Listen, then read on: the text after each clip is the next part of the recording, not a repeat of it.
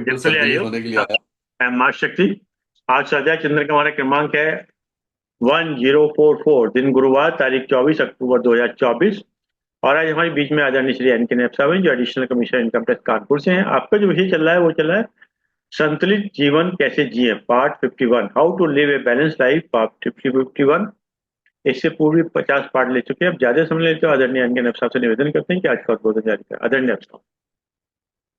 बहुत बहुत धन्यवाद आदरणीय अभी शर्मा जी। और सभा में उपस्थित सभी लोगों को मेरा प्रणाम। आज के उद्बोधन का आरंभ करते हैं माँ सरस्वती के महामंत्र से, जिससे वाणी को शक्ति मिलती है, मन को शक्ति मिलती है और विचारों को शक्ति मिलती है। ओम भूर्भुवः स्वाहा तत्सवितुर्वरेण्यं भर्गो देवस्य धीमहि धियो यो नः प्रचोदयात्। जय मां अम्बे, जय जगदम्बे।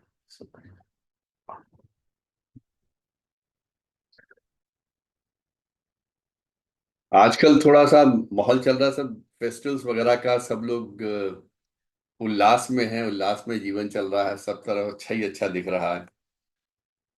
चहल पहल है हर जगह, तो जीवन में भी चहल पहल रहनी चाहिए, सबको खुश रहना चाहिए। और जैसे हम लोग त्योहार में खुश रहने की कोशिश करते हैं ना, ऐसे ही हमको पूरे साल प्रयास करना चाहिए, पूरे साल प्रयास करना चाहिए।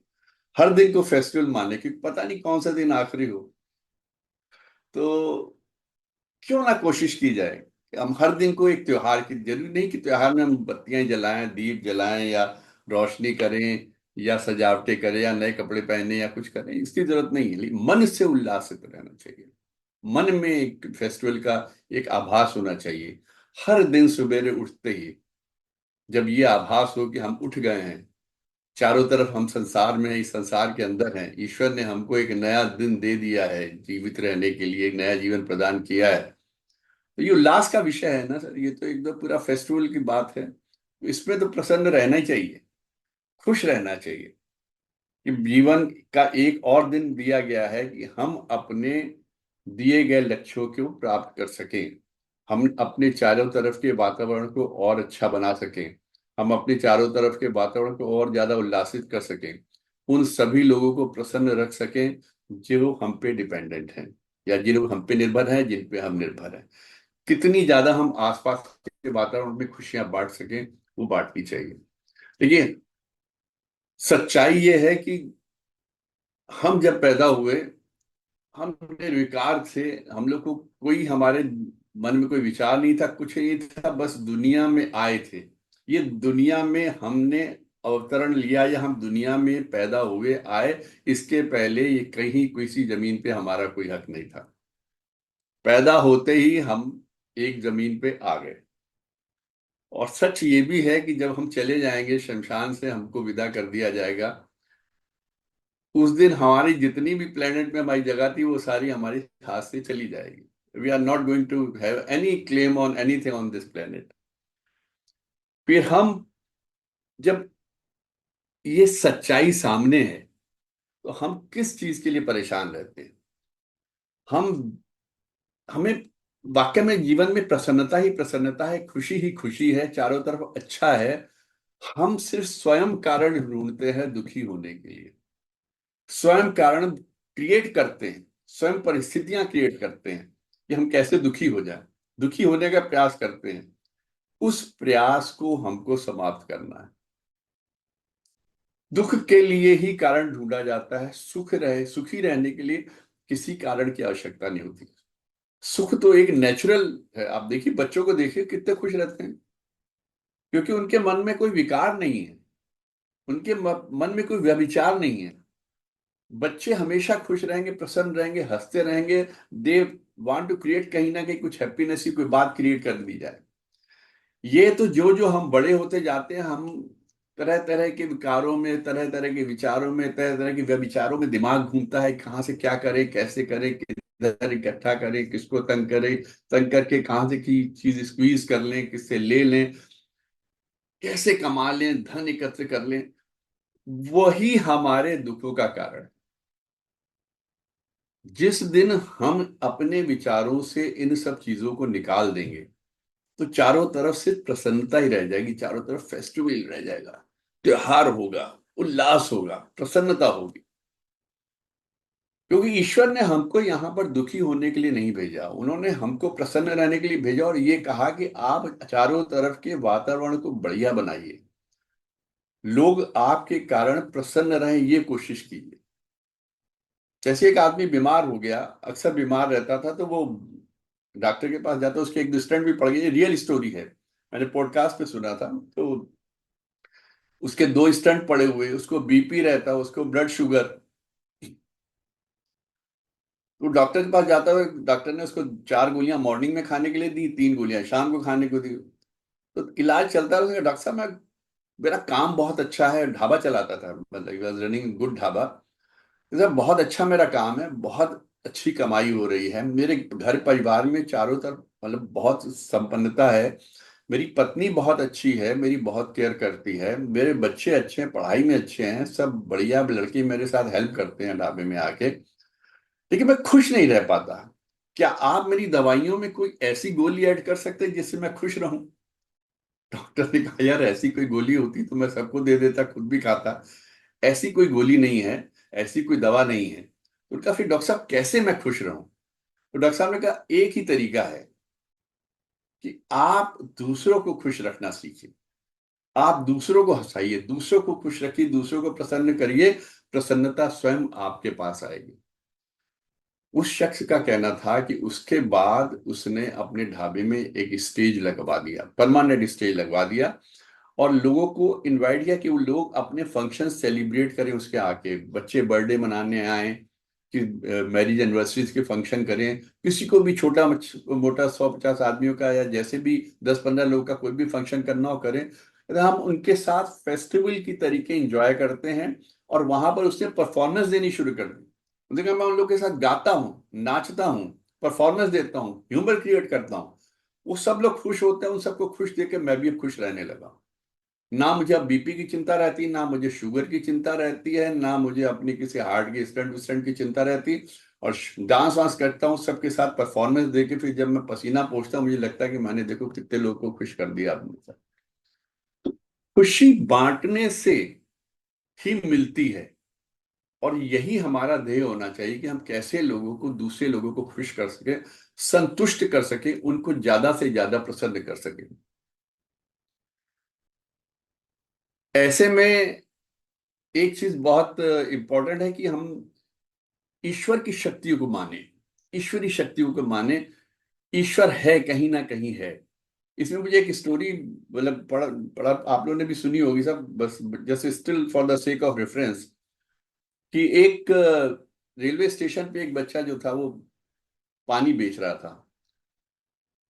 तो एक डब्बे के सामने जो एक सेठ ने उससे पूछा, भी पानी कितने का है? तो उसने गिलास भर के सेठ की तरफ पानी आगे बढ़ा, उसने कहा, कितने का है गिलास? उसने कहा, साहब 25 पैसे का है। तो सेठ ने कहा कि नहीं, 15 पैसे देंगे। तो बच्चे ने पानी वापस घड़े में डाला, कुछ नहीं बोला, हल्के से मुस्कुराया और आगे चला गया। उसी सेठ जी के सामने ट्रेन में एक साधु बैठे हुए थे, उनको उस बच्चे का व्यवहार थोड़ा अजीब सा लगा।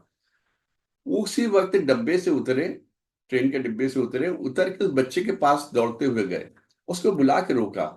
उसने कहा, बेटा तुम्हारी बात हमें समझ में नहीं आओ, सेठ जी ने पानी मांगा, तुमने चुपचाप पानी वापस घड़े में डाल लिया और चले गए, तुम तो पानी नहीं दिया तुमने। तो उन्होंने खाली पैसे ही तो पूछे थे, कुछ कम कराए थे, दे देते उनको।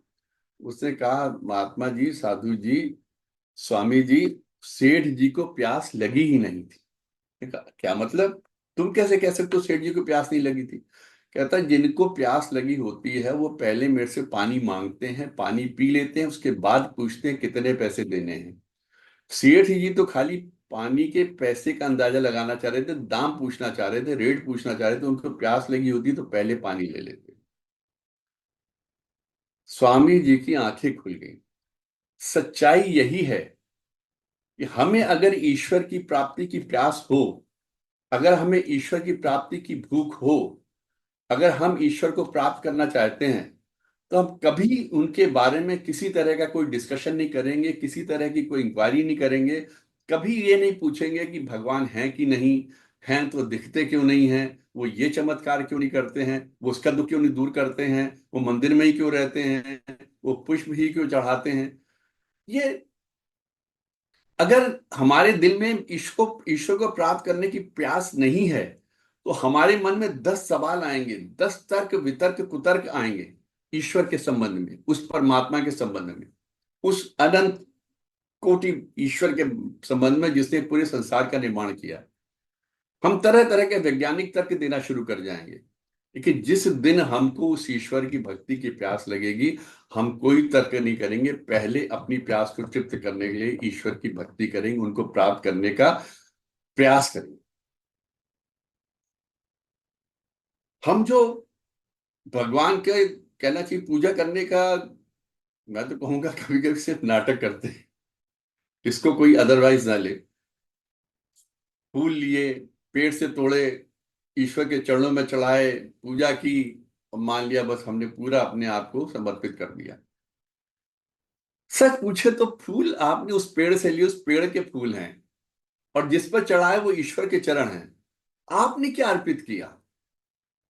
आपने उनका नाम लिया, पाठ किया और कह दी, सोच लिया कि अब तो हमारी केयर करेंगे, हम चाहे दिन भर कितने भी कर्म करें, कैसे भी कर्म करें, दुष्कर्म करें, कुछ करें, गॉड इज देयर, तो हमारी सहायता करें, मैं भगवान की बड़ी पूजा करूं।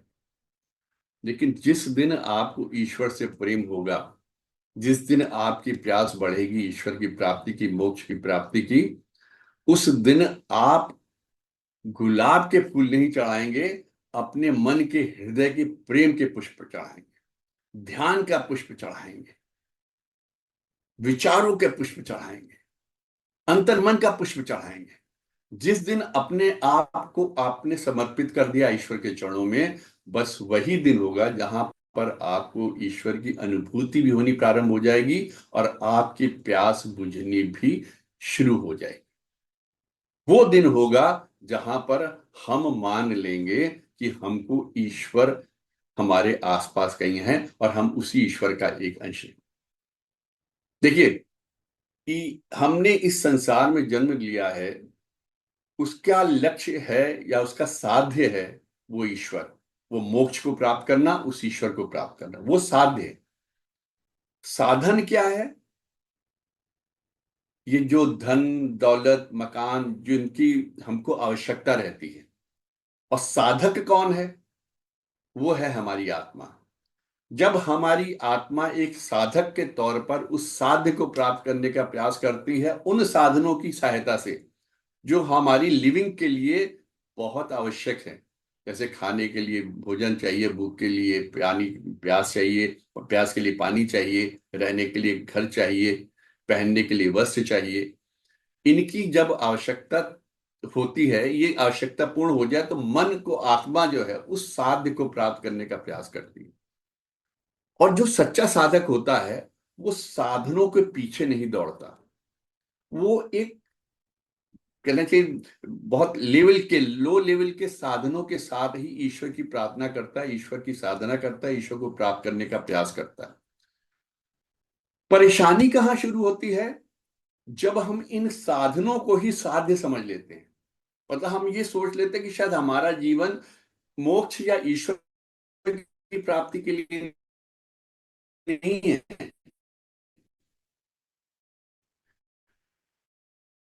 बल्कि हमारा जीवन इन साधनों को लेने, फ्लैट भी होने चाहिए, उधर के प्लॉट भी होने चाहिए, फिर अब दो चार छह जोड़े ही नहीं, पूरी वार्डरोब भरी होनी चाहिए, धन धान इतना होना चाहिए कि जिसको हम समेट ना सके, हमें कभी बैंकों के मतलब बैलेंसेस भरे रहे हैं हर चीज में। तो जब हम इनके पीछे दौड़ने लगते हैं, जब हम धन की पीछे दौड़ने लगे, वस्त्रों के पीछे दौड़ने लगे, संपत्ति के पीछे दौड़ने लगे, मकानों के पीछे दौड़ने लगे, तो वहां हमारा विचलन हो जाता है, हमारी दिशा भ्रमित हो जाती है। हम भूल जाते हैं कि हमारा साध्य क्या है, हम भौतिक वस्तुओं की तरफ दौड़ने लगते, तो वहां फिर ईश्वर की प्राप्ति कहाँ होगी? सुबह आए, गुलाब के फूल लिए, भगवान पेड़ के से गुलाब लिए, भगवान के चरणों में चढ़ाए और दौड़ पड़े जो उन साधनों की तरफ जिनको प्राप्त करने की इच्छा मन में है। एक ईश्वर की प्राप्ति की इच्छा होती तो साधनों के पीछे थोड़ी दौड़ते। मोक्ष प्राप्ति की इच्छा होती तो साधनों के पीछे थोड़ी दौड़ते। एक ने बहुत कामयाब वो थे, इंडस्ट्रियलिस्ट थे। उन्होंने कहा कि मैंने जीवन में कभी अपनी इंडस्ट्री को चलाने के लिए लोन नहीं लिया, 1 रुपए का लोन किसी बैंक से नहीं लिया। ना ही मैंने कोई इक्विटी पे भरोसा किया, ना मैंने इश्यूज वगैरह या शेयर वगैरह इशू किए। और ये चीज उन्होंने अपनी मदर से सीखी थी, जिन्होंने 5 बच्चों को, सिर्फ 2 भैंसें उनके घर में थी, उनके दूध बेचकर 5 बच्चों को पाला, पांचों को ग्रेजुएट किया, पोस्ट ग्रेजुएट किया। मद्रास यूनिवर्सिटी से 5 बच्चे जो थे वो ग्रेजुएशन प्राप्त किए, और वो जो इंडस्ट्रियलिस्ट था उन्होंने बॉम्बे से पोस्ट ग्रेजुएशन की थी। उनका सक्सेस ये नहीं है कि हमने कितना धन इकट्ठा किया या हमने कितना धन पैदा कर लिया, कितने पैसे जोड़ लिए। सक्सेस ये है कि हमें कितने कम पैसों की जरूरत है, या हम कितने कम पैसों में मैनेज कर सकते हैं। क्योंकि धन हमारा लक्ष्य नहीं होना चाहिए। और जब हम कम से कम पैसों में, कम से कम साधनों में अपने आप को समेट सकते हैं, तो वहीं से आनंद का प्रारंभ होता है, वहीं से संतोष का प्रारंभ होता है। वरना पूरा जीवन, पूरा दिन हाय हाय हाय हाय करते करते कि हम कैसे और ज्यादा, कैसे और ज्यादा पैसे अर्न करें, और कैसे और ज्यादा साधनों को इकट्ठा करें, कैसे, किस तरीके से हम ज्यादा से ज्यादा धन इकट्ठा करके आगे बढ़ें।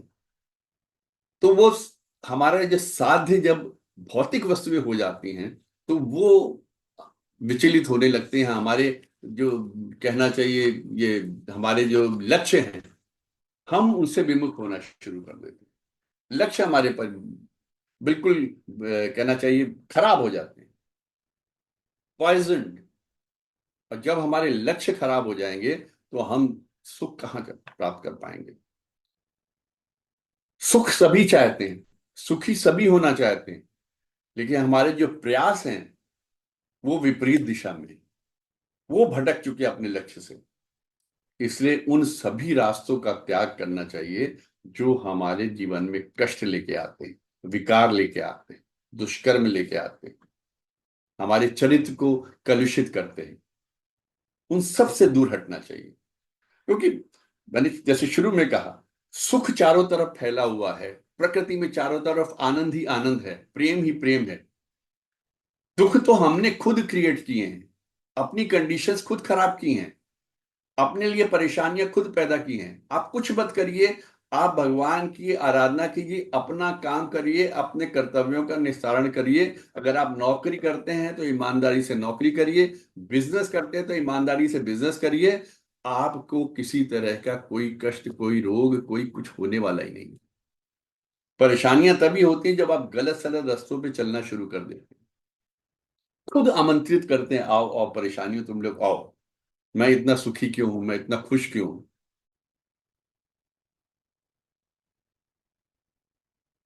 एक चीज और बताएं आपकी, जो आदमी जितना ज्यादा चिंतित, जितना ज्यादा परेशान, जितना ज्यादा भयभीत होगा, जितना ज्यादा असुरक्षित महसूस करेगा, वह उतना ही ज्यादा और जितनी तेज आवाज में चिल्लाता मिलेगा आपको।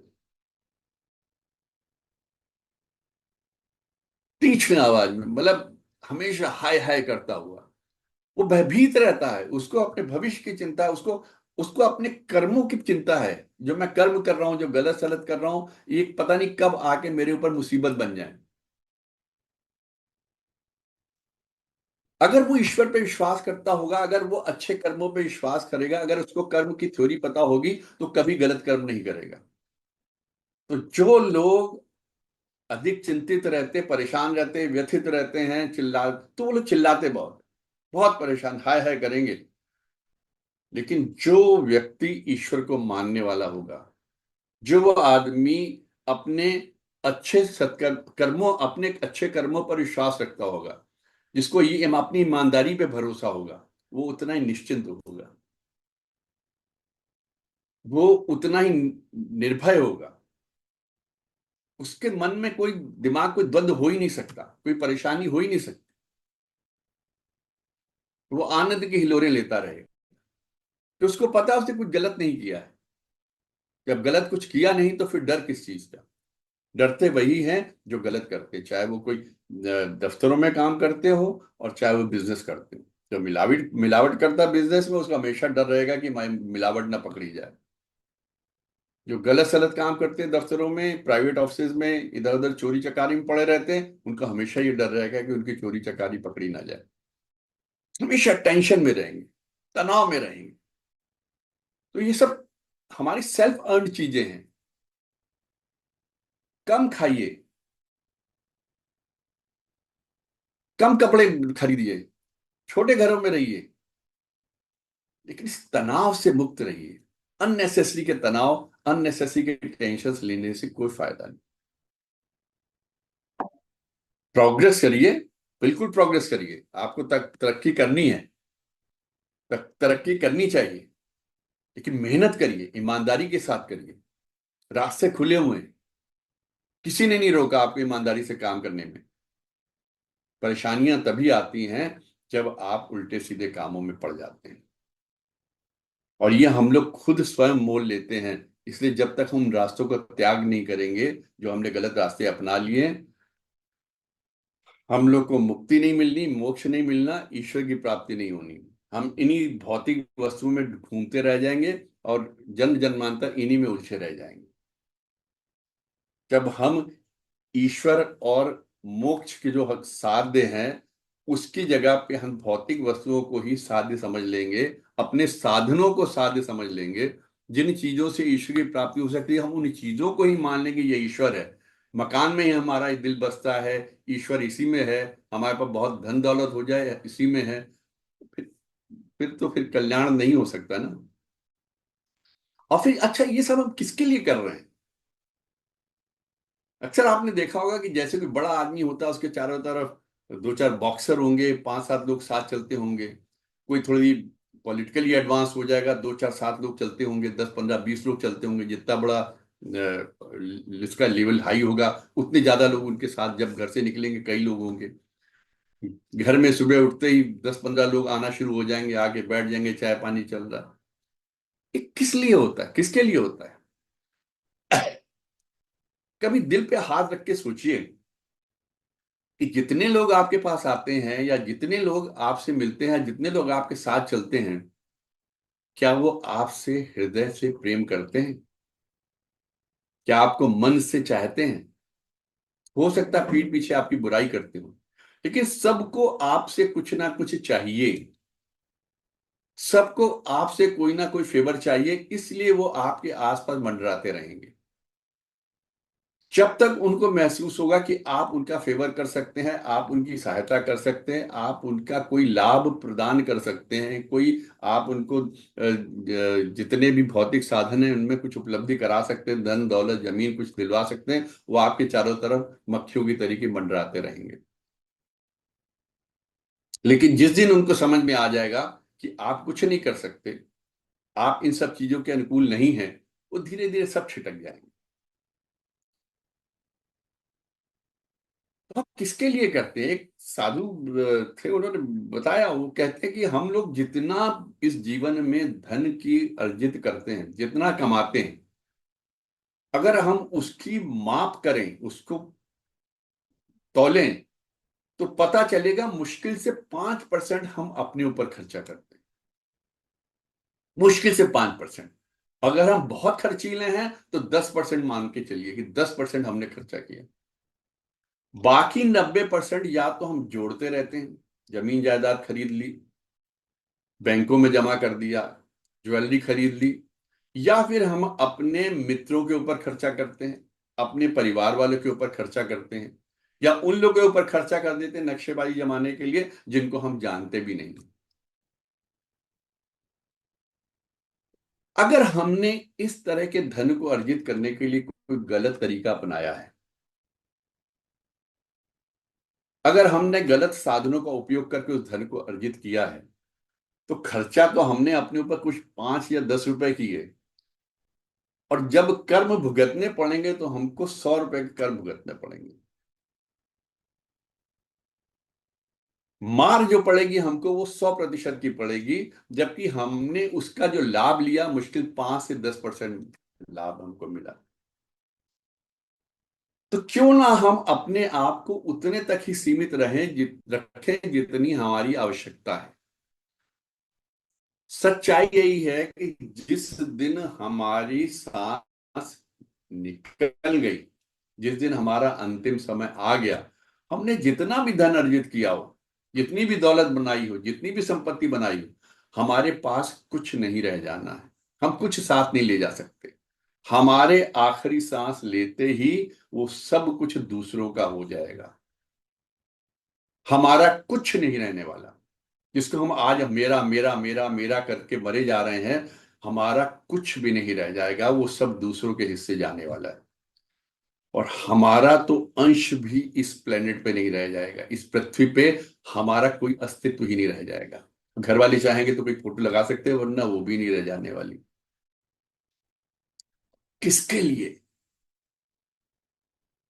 अगर आप सोचते हैं कि हमको अपने पुत्रों के लिए करना है, पुत्रियों के लिए करना है, अपने परिवार के लिए करना है, तो कहते हैं ना, पूत कपूत को तो क्यों धन संचयी, पूत सपूत तो क्यों धन संचयी।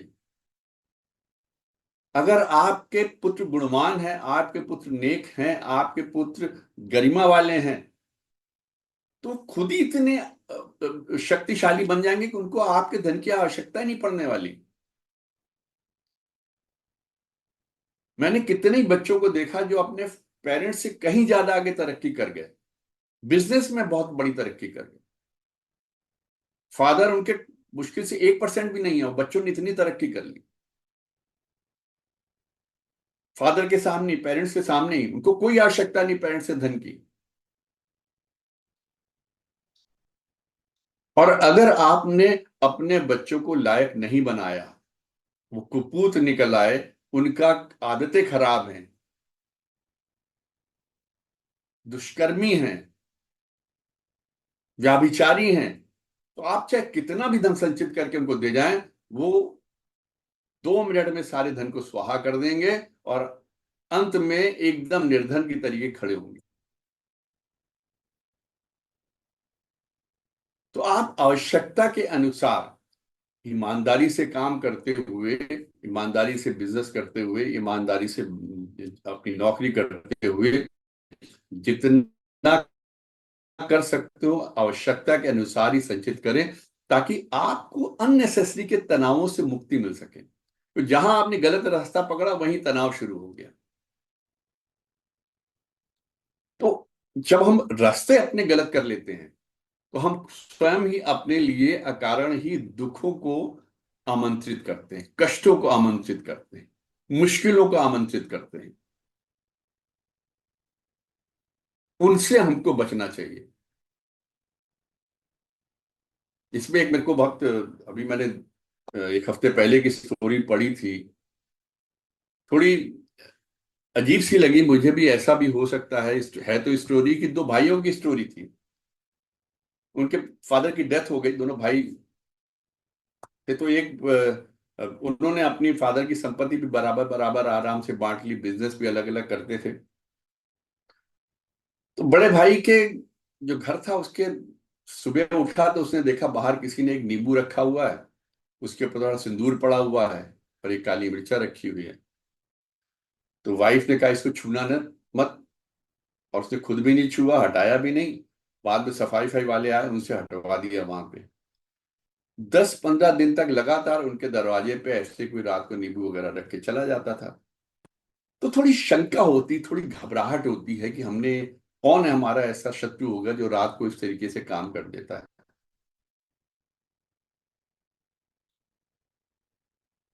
तो उन्होंने क्या किया, छुपा कर उन्होंने वहां पर सीसीटीवी कैमरे लगा लिए,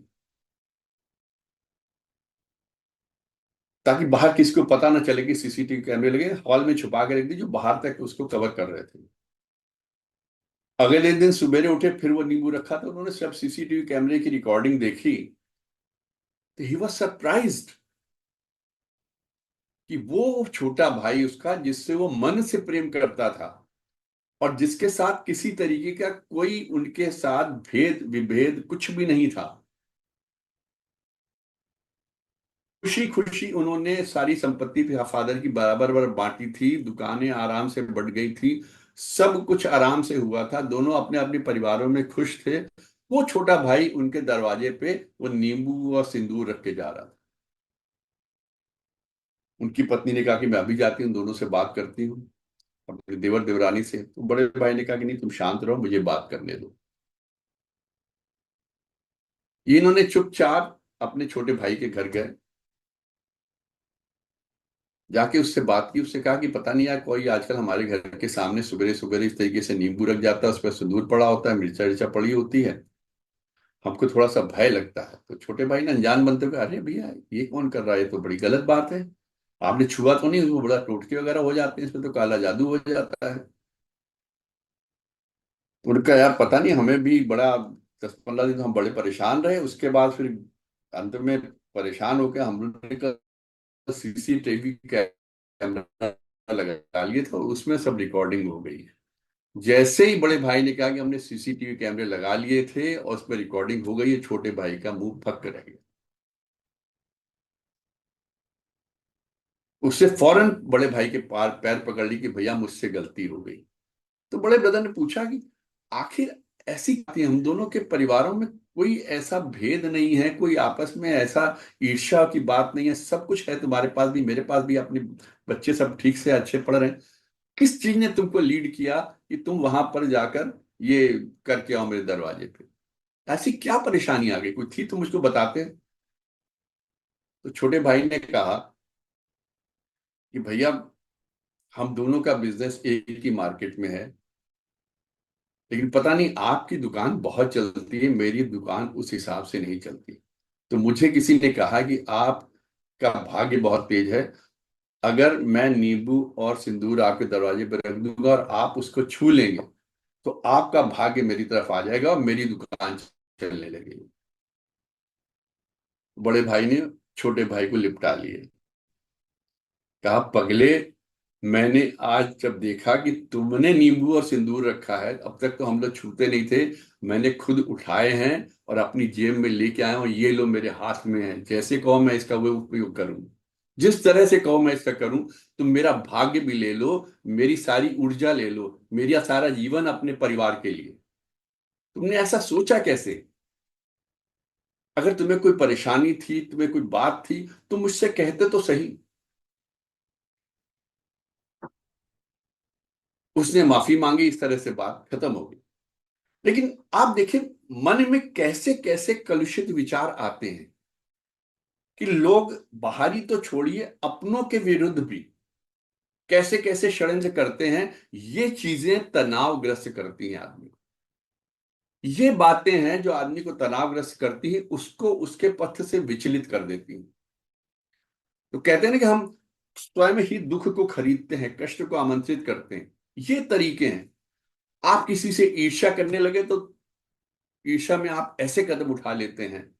ईर्ष्या, ये तो मैंने स्टोरी बताई दो भाइयों की बिजनेस की। ईर्ष्या दफ्तरों में होती है, ईर्ष्या पोस्टिंग्स पे होती है, ईर्ष्या जो आपको काम दिया गया है, ईर्ष्या जो आपको एरिया दिया गया है, प्राइवेट जॉब से आपको किस बिजनेस का कोई एरिया, ऐसा इलाका दे दिया गया या आपको बहुत दूर दूर तक जाना पड़ता है, उसमें दूसरे अपने कॉलीग से ईर्ष्या होती कि इसको सारा बिजनेस मिल रहा है, मेरे को नहीं मिल रहा, बॉस इसको बहुत पसंद करते, मुझको नहीं पसंद करते। आप अपने आप को इंप्रूव करो ना। कारपोरेट में, कारपोरेट लाइफ में इस वक्त बहुत ज्यादा टेंशन हो रहा है, बहुत ज्यादा स्पर्धा है, और इतना ज्यादा जीवन में असंतुलन है कारपोरेट लाइफ में कि आदमियों, सारे एम्प्लॉयज को टारगेट्स दे दिए जाते हैं। और पर्टिकुलरली जब से वर्क फ्रॉम होम हुआ तो से टाइम नहीं है, मतलब कोई इसका शेड्यूल नहीं है टाइम का कि इतने बजे हो काम शुरू होगा, इतने बजे होगा, या इतने बजे से इतने बजे कभी भी मीटिंग रख ली जाती है। बच्चे आजकल काम में इतना ज्यादा बिजी हो गए हैं कि उनको अपने पारिवारिक दायित्व, दायित्व क्या होते हैं, मतलब फैमिली की रेस्पॉन्सिबिलिटीज को निभाना भूल गए। अपनी पत्नी के प्रति रेस्पॉन्सिबिलिटी, अपने बच्चों के प्रति रेस्पॉन्सिबिलिटी, घर के प्रति रेस्पॉन्सिबिलिटी कोऑर्डिनेट नहीं कर पा रहे हैं, काम के तनाव की वजह से, काम के प्रेशर की वजह से। 24 घंटे काम काम काम, रात को 2-2 बजे तक बैठे रहते हैं। उससे क्या हो रहा है कि उनके शरीर पे उल्टा असर हो रहा है। ना भोजन का पता, ना भोजन के टाइम का पता, ना नींद का पता, ना नींद के टाइम का पता। तो लाइफ में इतना ज्यादा तनाव हो रहा है, इस सब को मैनेज करना बहुत जरूरी है। आप काम करिए, खूब काम करिए, खूब स्पर्धा कीजिए, लेकिन उसके पहले अपने शरीर का, अपने परिवार का ख्याल रखिए। नौकरी तो आती जाती रहेगी, टारगेट्स तो मिलते रहेंगे, अचीव होते रहेंगे, लेकिन अगर ये शरीर खराब हो गया, कोई बीमारी पीछे लग गई, या परिवार में कोई नुकसान हो गया, या आपने बच्चों की केयर नहीं की, बच्चे किसी गलत रास्ते पे चले गए, तो फिर उनको वापस लाना बड़ा मुश्किल होगा, उनको संभालना बड़ा मुश्किल होगा। परिवार में किसी तरह की हानि हो गई तो बड़ी परमानेंट होगी, वो परमानेंट डेंट होगा आपकी लाइफ में। इसलिए स्वयं को संभालिए, एक संतुलन बैठाइए, अपना ख्याल रखिए, अपनी नींद का ख्याल रखिए, अपने भोजन का ख्याल रखिए, अपने परिवार का ख्याल रखिए। कारपोरेट लाइफ में और इसमें स्पर्धा कीजिए, खूब कीजिए, लेकिन गलत तरीके अपना के नहीं, शरीर को गलत तरीके से दौड़ा के नहीं। साफ साफ कहता हूं, 40 के बाद शरीर का डैके शुरू हो जाता है। 40 की एज के बाद शरीर का जो एक निर्माण की जो गति रहती है वो नीचे गिरनी शुरू हो जाती है। कहते हैं 40+ के बाद में आंखों की रोशनी, क्योंकि मसल्स वीक होनी शुरू हो जाती हैं, तो दूर का दिखना बंद हो जाता है, पास का दिखना कम हो जाता है। बंद नहीं होता, मतलब कम होता जाता है। पास का पढ़ाई, आप अखबार पढ़ते तो छोटे अक्षर दिखने कम हो जाते हैं, क्योंकि मस्कुलर आपकी मसल्स वीक होनी शुरू हो जाती है। 40+ पे बॉडी का डेके शुरू हो जाता है। और अगर आपकी आदतें अच्छी नहीं हैं, अगर आपकी खान पान की आदतें अच्छी नहीं हैं, जंक फूड वगैरह खाते हैं, कहीं भी कुछ भी मिल गया खा लिया, घर का भोजन नहीं किया, कायदे से नींद नहीं ली, तो डैके की स्पीड, ये जो उसका क्षरण की स्पीड, बॉडी के गिरने की स्पीड, उसकी कमजोरी की स्पीड बहुत तेज हो जाती है।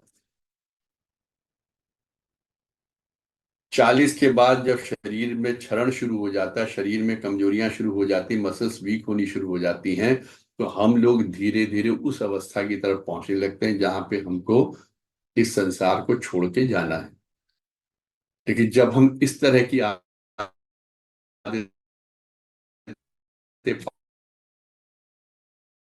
पाल लेते हैं, सिर्फ प्रक्रिया है, इसकी जो गति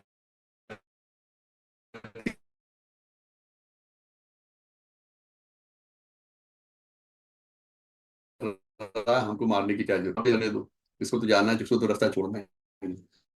इसलिए ये बैलेंसेस करने लाइफ में बहुत जरूरी है, और सही तरीके अपनाते हुए, सही रास्ते अपनाते हुए एक क्रिएट करना बहुत जरूरी है बैलेंस को। आपने देखा कि अच्छे खासे अगर दो चार लोग बातचीत कर रहे हैं, अचानक जब लड़ाई शुरू हो जाती है, झगड़ा शुरू हो जाता है, सब चिल्लाना शुरू कर देते हैं। जब दो लोग लड़ रहे होते हैं, बड़ी तेज से चीखते हैं। जब बात कर रहे होंगे तो धीरे धीरे बात कर रहे होंगे, लेकिन जैसे ही झगड़ा शुरू होगा, आपने सुनोगे अब एकदम से, और सबके एकदम सब उत्सर, सबका ध्यान चला जाता है, क्या हो गया, क्या हो गया, क्या हो गया। तो ऐसे ही एक गंगा जी के किनारे साधु अपने शिष्यों के साथ बैठे, स्नान वगैरह करके आराम कर रहे थे, तो देखा कुछ लोग आए गंगा के किनारे, आपस में बातचीत करने लगे। अचानक लोग चिल्लाना शुरू हो गए, तो देखा झगड़ा शुरू हो गया, दो चार लोगों में आपस में महाचाई शुरू हो गई, गाली गलौज शुरू हो गई। तो एक शिष्य ने पूछा, स्वामी अपने साधु थे, उनसे पूछा शिष्य ने कि क्रोध में लोग चिल्लाना क्यों शुरू कर देते हैं। बात तो दो लोग कर रहे थे, जैसे पहले बात कर रहे थे वैसे भी कर रहे थे। अगर उनमें कोई मतभेद हो गया, कोई मनभेद हो गया, उसको भी तो बोल के, जैसे पहले बात कर रहे थे उसी तरह बात करके कर सकते थे। उसमें चिल्लाने की क्या जरूरत है। चीख चीख के क्यों एक दूसरे को बता रहे हैं कि तुमने ये किया, तुमने वो किया। जैसे पहले बात कर रहे थे वैसे हम भी कर सकते थे। तो महात्मा ने उनसे कहा, बेटा जब वो लोग बात कर रहे थे, वो लोग मित्रवत थे, उनके दिलों की दूरी नहीं थी, दिल एक दूसरे के साथ थे, एक दूसरे के पास थे। आराम से बात एक से दूसरे तक पहुंच रही थी।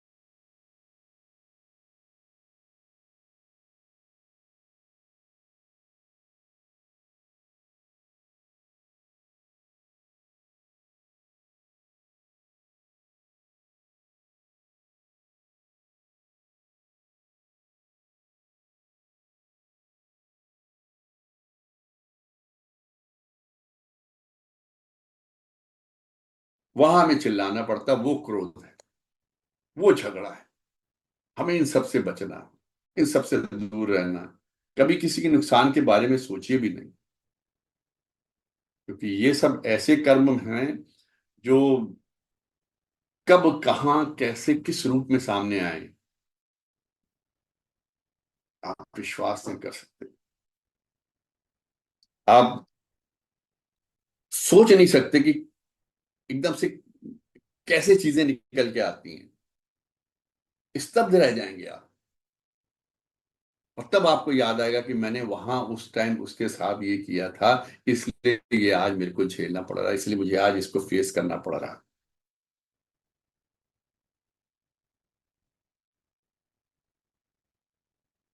अपने आप को बैलेंस करने के लिए, इस तरह की नफरत से दूर करने के लिए, इस तरह की क्रोध चिल्लाने से अपने आप को बचाने के लिए एक बहुत ही सुंदर उपाय है, मौन व्रत। मौन व्रत का मतलब ये नहीं कि आप कुछ बोले ही नहीं। मौन व्रत दो तरह का होता है मुख्यतः। एक मौन व्रत होता है वाणी का, और दूसरा मौन व्रत होता है विचारों का। वाणी के मौन व्रत का मतलब है कि आप तभी बोलें जब आवश्यकता हो,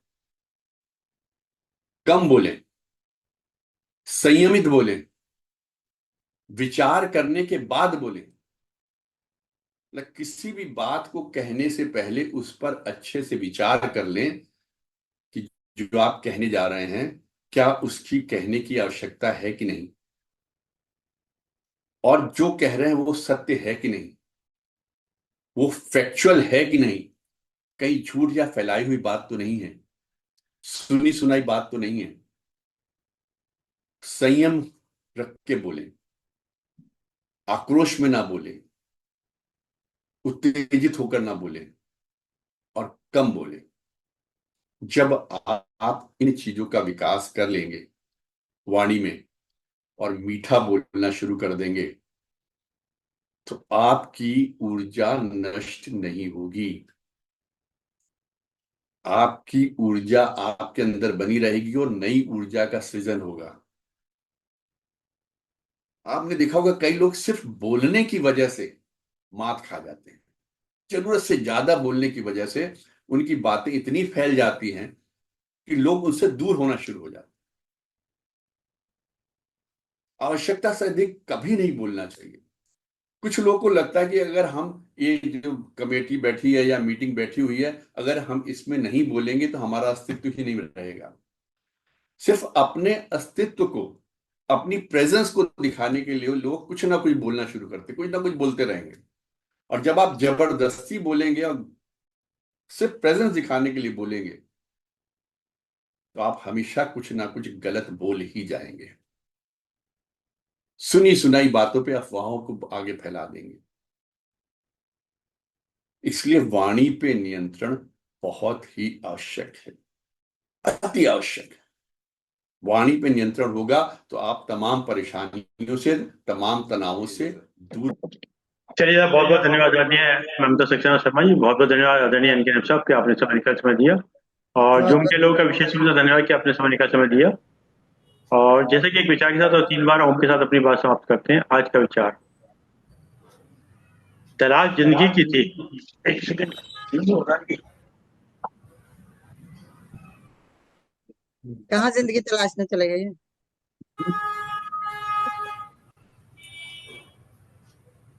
देखो अब दूसरे पे आ गए। मेरे ख्याल से वो दूसरा लैपटॉप खुला हुआ है ना। चलिए साहब, आवाज म्यूट विचार, तलाश जिंदगी की थी। ये कमाल है। एक सेकंड, तलाशने गए। नहीं, उसका साउंड अब म्यूट करने गए उसको दूसरे वाले को। बंद वो कर। दिक्कत कर रहा था ना।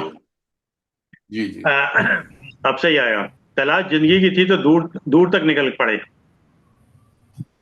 तलाश जिंदगी की थी तो दूर तक निकल पड़े। जिंदगी मिली नहीं, लेकिन तजुर्बे बहुत मिले। वेरी गुड, सही बात है, बिल्कुल। जिंदगी मिली नहीं, तालियां। तजुर्बे बहुत मिले।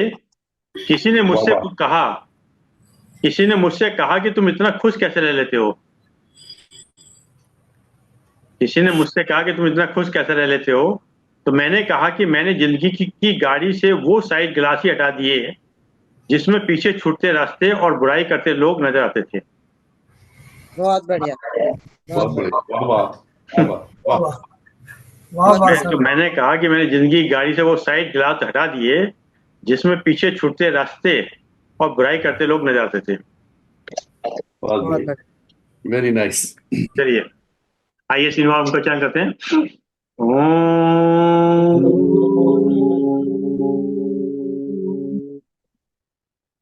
ओम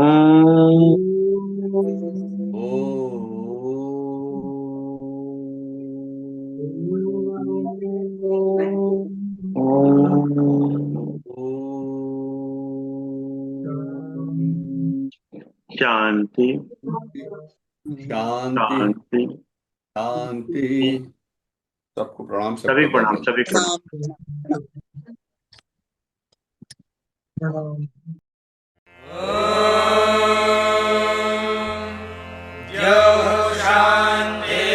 शान्तिरन्तरिक्षं शान्तिः पृथिवी शान्तिरापः शान्तिरोषधयः